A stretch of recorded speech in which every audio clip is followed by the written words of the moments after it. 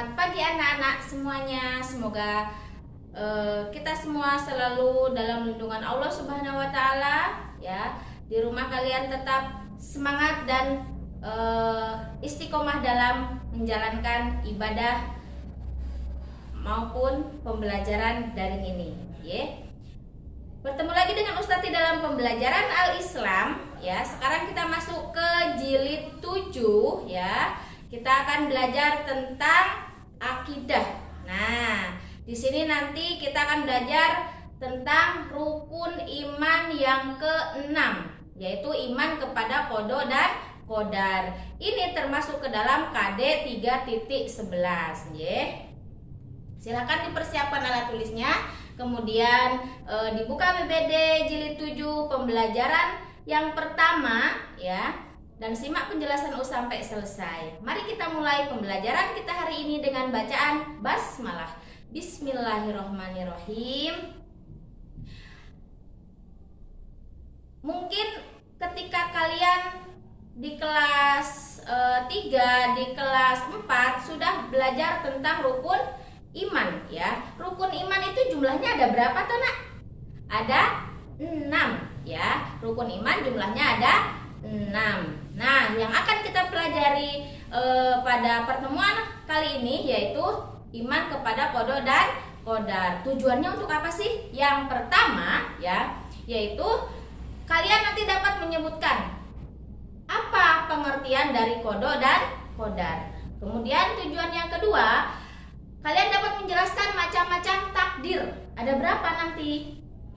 Dan tujuan yang ketiga ya, kalian dapat membuat clipping nanti ya, clipping yang berkaitan dengan takdir mubram dan takdir mu'alaf. Nanti mana yang termasuk ke dalam contoh takdir mubram dan mana yang termasuk ke dalam contoh takdir mu'alaf.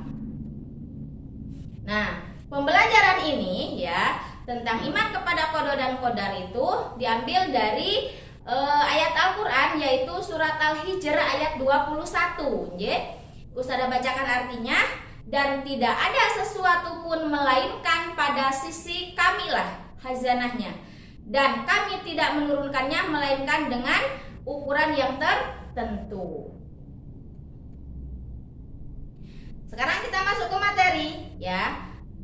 Yang akan kita pelajari terlebih dahulu yaitu tentang qada. Nah, qada di sini memiliki dua arti, ya, dua pengertian. Yang pertama menurut bahasa dan yang kedua menurut istilah. Yang pertama, ya, menurut bahasa itu qada adalah kehendak atau ketetapan hukum atau keputusan. Ini pengertian menurut bahasa. Sedangkan qada secara istilah, ya, yaitu segala kehendak dan keputusan Allah yang akan terjadi kepada semua makhluknya.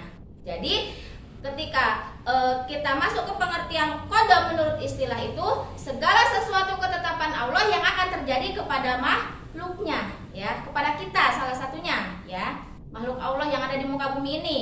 Nah, sekarang kita lihat contoh ya, contoh qada.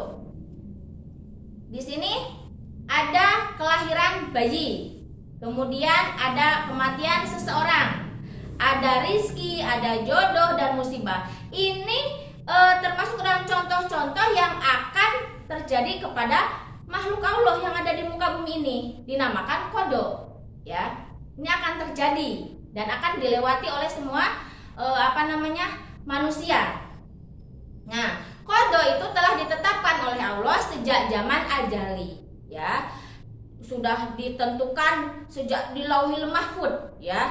Nah, zaman azali itu apa sih, Us? Nah, zaman azali itu zaman dimana manusia itu belum diciptakan, ya. Jadi ketika Allah mau menciptakan manusia itu Allah membuat desain sebagus mungkin, serapih mungkin, ya.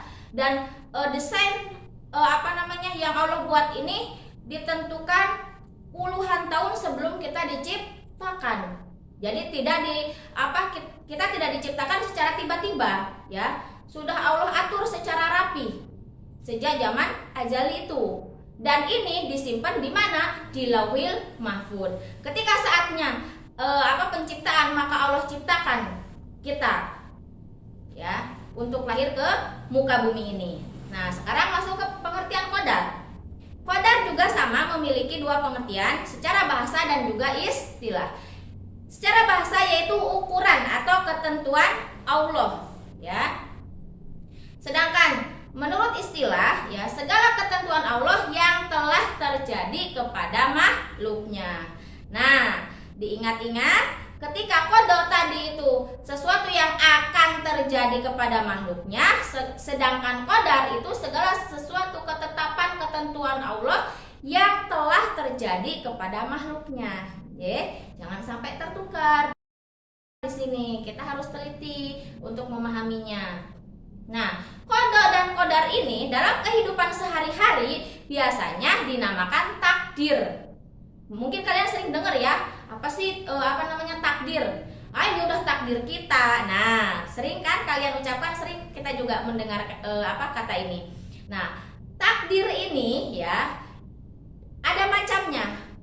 Jumlahnya ada 2. Yang pertama takdir mubram, yang kedua takdir mu'alaq. Apa sih takdir mubram? Takdir mubram itu ketentuan Allah yang mesti terjadi ya, dan tidak dapat diubah oleh siapapun. Ya, kalau takdir mubram itu ketentuan Allah yang ini pasti terjadi, tetapi tidak bisa diubah oleh siapapun, oleh makhluknya tidak bisa. Ya, sekarang masuk ke takdir mu'alaq yang kedua. Apa itu? Yaitu ketentuan Allah yang mungkin dapat diubah dengan ikhtiar, doa, dan usaha manusia, makhluknya ya. Jadi ketika takdir mubram tadi tidak bisa diubah oleh makhluknya, sedangkan takdir mu'alaq itu segala ketentuan Allah yang dapat diubah dengan usaha, dengan ikhtiar ya, dengan doa makhluknya. Nah, sekarang kita lihat contoh dari masing-masing takdir ya.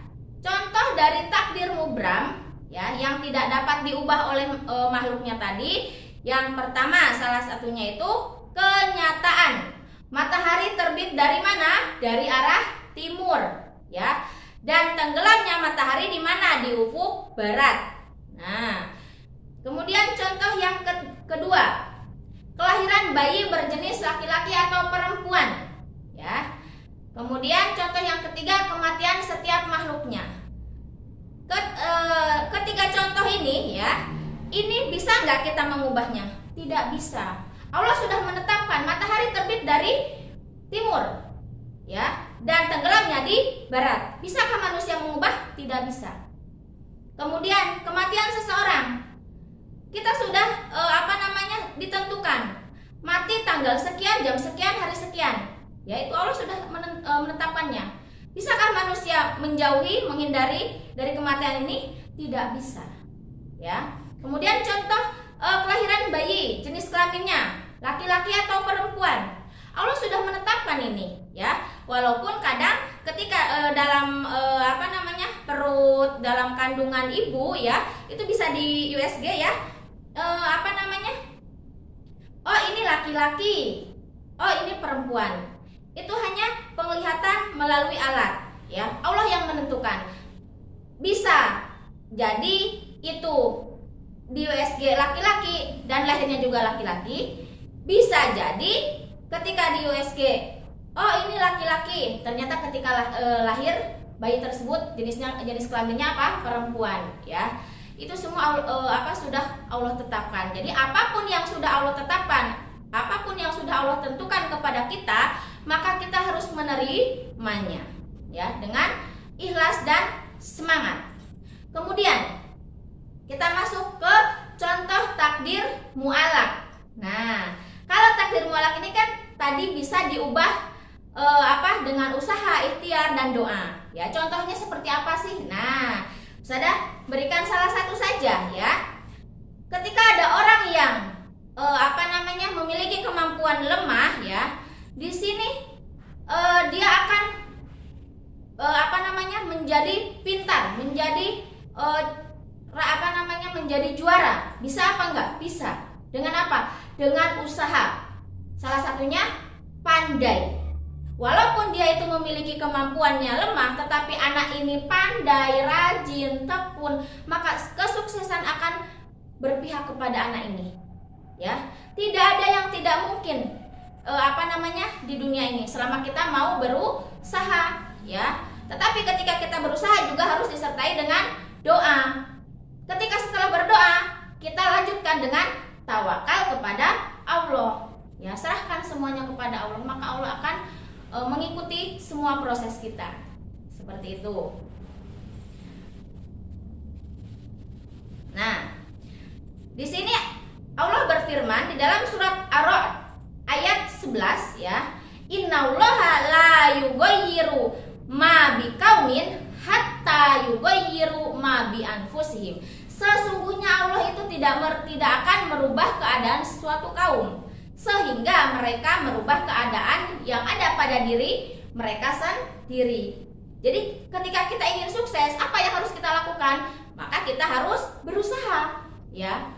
Ketika kita ingin menjadi orang yang pintar, apa yang harus kita lakukan? Harus rajin belajar. Ya, seperti itu. Karena tidak ada bayi lahir langsung jadi orang kaya.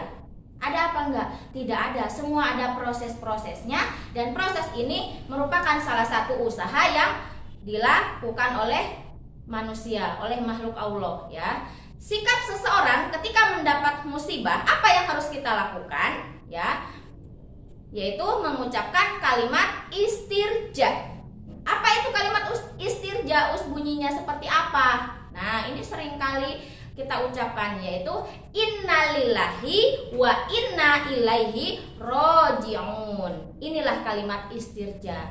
Apa yang terjadi semua itu milik Allah dan akan kembali kepada Allah. Maka kita harus selalu ikhlas, ya. Nah, untuk pembahasan iman kepada qada dan qadar, ya, Ustazah cukupkan sampai di sini. Barangkali ada yang ingin bertanya, silahkan langsung menghubungi Us nanti, ya. Mari kita akhiri pembelajaran hari ini dengan bacaan hamdalah. Alhamdulillahirabbil alamin. Terima kasih semangatnya, ya. Semoga semuanya sehat selalu. Wassalamualaikum warahmatullahi wabarakatuh.